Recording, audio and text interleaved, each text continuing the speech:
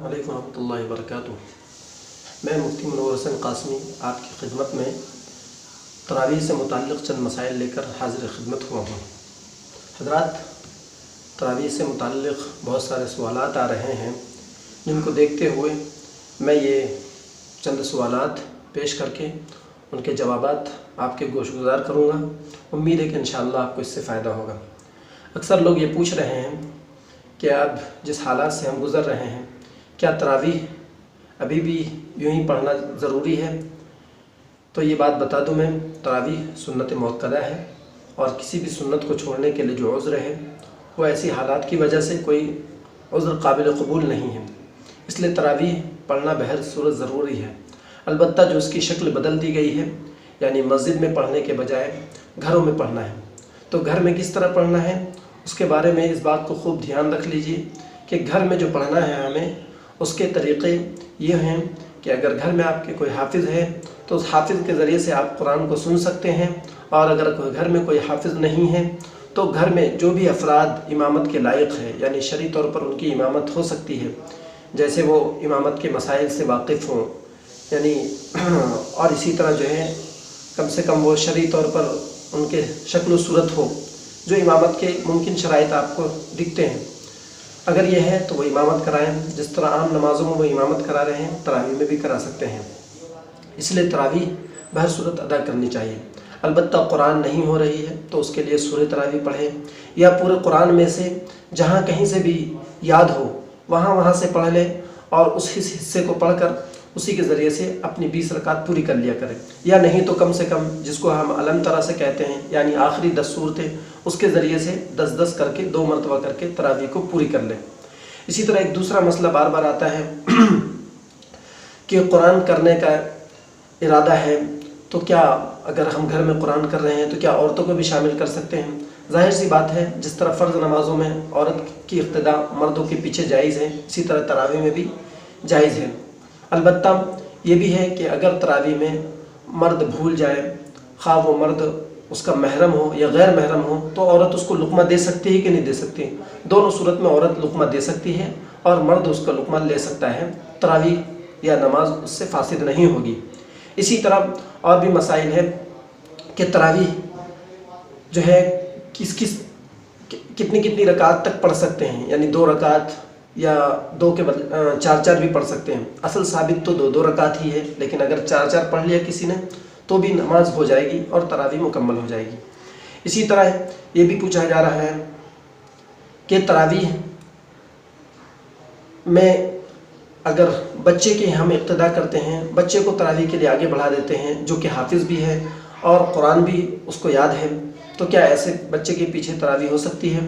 ज़ाहिर सी बात है, बच्चा बड़ों की इमामत नहीं कर सकता है। अगर वो बच्चा है यानी नाबालिग है तो बड़ों की इमामत उसके लिए जायज़ नहीं है, बड़े की इमामत सही नहीं होगी, क्योंकि बच्चे के ऊपर भी नमाज फ़र्ज़ नहीं है और पीछे पढ़ने वाले जो लोग हैं उनके ऊपर नमाज फ़र्ज़ है।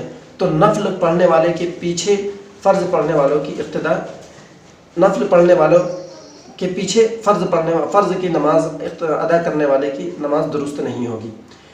इस तरह और भी जो है पूछा जा रहा है कि अगर 10-10 सूरतें भी याद ना हो तो फिर वो किस तरह करें?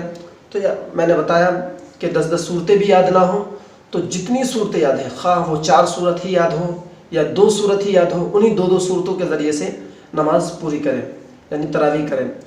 अब चाहे वही 2 सूरत या 4 सूरत के ज़रिए से बाजमात नमाज पढ़ें या अकेले पढ़ें, बहर सूरत तरावीह पढ़ी जाएगी। इसी तरह बाद लोग ये भी कहते हैं कि अगर पड़ोस की मस्जिद में या पड़ोस के घर में कुरान हो रहा है तो क्या हम पड़ोस वाले जो है माइक के ज़रिए से जो है उस नमाज के पीछे इक़्तिदा कर सकते हैं?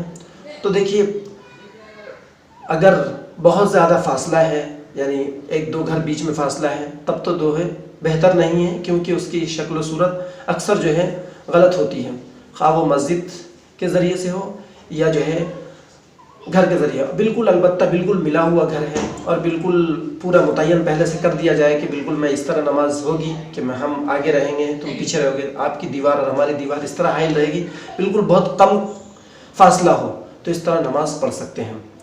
इसी तरह और भी पूछते हैं कि जो है तरावीह में जो दुआएं पढ़ी जाती हैं, उन दुआओं का पढ़ना क्या ज़रूरी है? ऐसा कुछ नहीं है।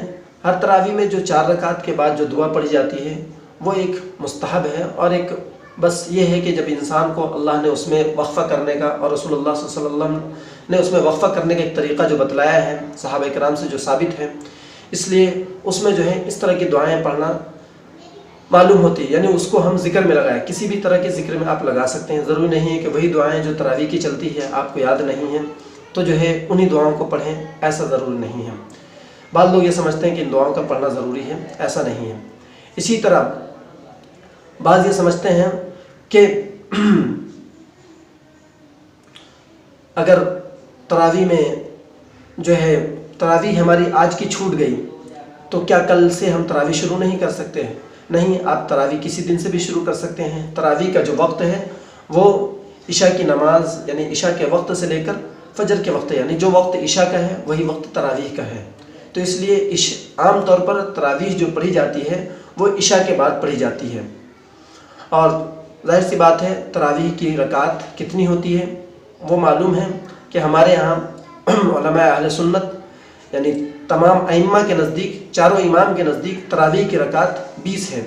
20 रकात तरावीह और 3 रकात वित्र है। कुल मिलाकर 23 रकात होते हैं।